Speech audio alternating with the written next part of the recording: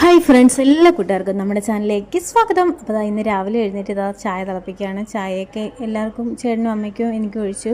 അത് കഴിഞ്ഞിട്ട് മൈദമാവും ഗോതമ്പൊടി, റേഷൻ കടയിൽ നിന്ന് കിട്ടിയ ഗോതമ്പൊടിയും കൂടി മിക്സ് ചെയ്തിട്ടാണ് നമ്മളിന്ന് പൂരി ഉണ്ടാക്കുന്നത്.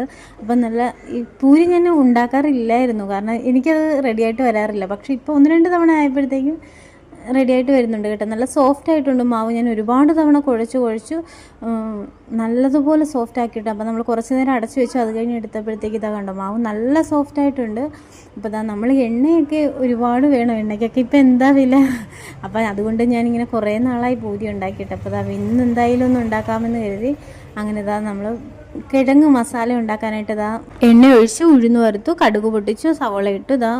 സവോള ഒന്ന് പച്ചമണം മാറിയപ്പോഴത്തേക്കും കിഴങ്ങ് ഇട്ടു. അപ്പോൾ കിഴങ്ങ് മസാല പെട്ടെന്ന് റെഡിയായി. അപ്പോൾ എണ്ണ തൊട്ടടുത്തതിൽ നമ്മൾ പൂരി ഓരോന്ന് നല്ലതുപോലെ പൊങ്ങി വരുന്നുണ്ട് കേട്ടോ. എനിക്ക് തന്നെ ഗോതമ്പൊടി ചേർത്തിട്ട് അത്രയും മാവ് നല്ലതുപോലെ അയച്ചായിരുന്നു. അപ്പോൾ നല്ല സൂപ്പർ പൂരിയായിട്ടുണ്ട്.